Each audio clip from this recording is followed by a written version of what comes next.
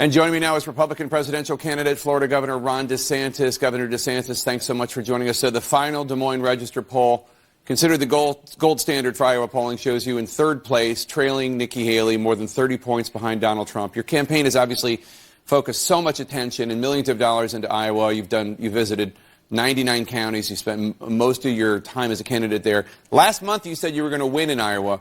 What happens if you finish third? Is that the end of your campaign? Well, happy 15th anniversary. Thanks for having me on. We're going to do well on Monday. Our voters are very motivated. I think it's very hard to poll an Iowa caucus, period, which the 16 poll was not accurate predicted, but especially one in negative 20 degrees. And so these are folks who are very motivated. Our voters are very motivated. We have spent a lot of time in Iowa because we've gone door to door, getting people to commit to caucus to us. We've got a huge number of people that have committed to caucus, and we expect that these are the people that turn out. So there's a lot of excitement on the ground. We're in this for the long haul. We understand that you got to win a majority of the delegates. We understand that there's a long process here, but we're going to do well because we've done it right.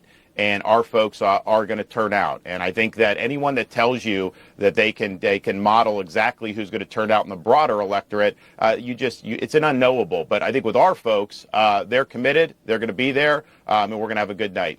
So no matter what happens, no matter your result tomorrow night, you're in the race, you're on to New Hampshire, you're on to South Carolina, on to Nevada.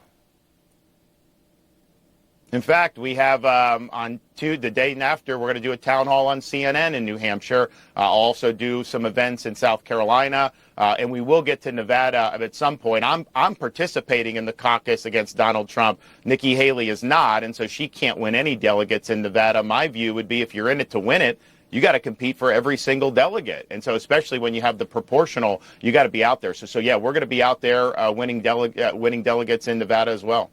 The poll shows Donald Trump winning by the largest margin of any non-incumbent Republican presidential ever, and leading with every demographic group, even the ones he's weakest with. Did you underestimate how strong his grip remains with the Republican Party?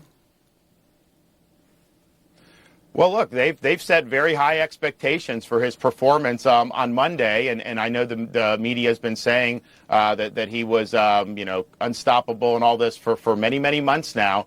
And ultimately, people are going to be able to make a decision. I can tell you from our door-to-door and the stuff that we're doing, there's a lot of voters who haven't made a final decision. There's a lot of voters who are deciding between me and Donald Trump. I think some of these voters appreciate what he did, but they do understand that there's some drawbacks here about nominating him in 2024. So I actually think you're going to see a lot of folks that are going to go to the caucus without 100% minds made up. And that's part of the reason we've organized all these precincts, because we'll have people speaking on my behalf, delivering the message, and hopefully being able to bring some of those votes home. So I think Monday will be instructive. I'm looking forward to it. I know he had to race back after canceling, got in late last night, and I think that they're doing that because I think that they do see that he may not meet those expectations. But they're high expectations for sure. Tomorrow is likely to be the coldest Iowa caucuses on record, with wind chill expected to be as low as minus 40 degrees. Back-to-back storms this week dumped nearly 2 feet of snow on the state. You're encouraging your supporters to, quote, brave the elements. But this morning, the National Weather Service said travel of any kind is very hazardous. Well, Iowa's doing a great job of clearing the roads. We've been doing events. We did events all day yesterday. We were traveling around. Obviously, we want people to be safe, but we will be there to help people if they need. We've already arranged rides for a lot of folks.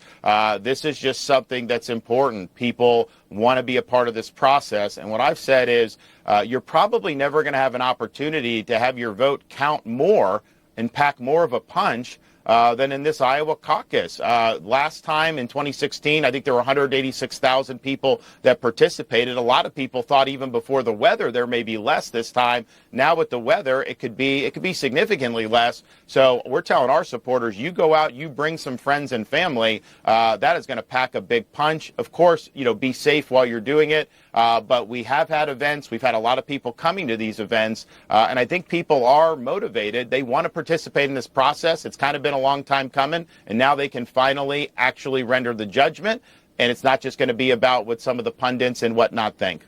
I want to ask about the situation in the Middle East. President Biden ordered strikes against dozens of Houthi targets in Yemen this week in response to the Houthi attacks on merchant ships in the Red Sea. Former President Trump criticized the strikes, saying, quote, "We're dropping bombs all over the Middle East again, and now we have wars in Ukraine, Israel, and Yemen." It sounds as though Trump is saying it's a mistake to strike back against the Houthis. What do you think?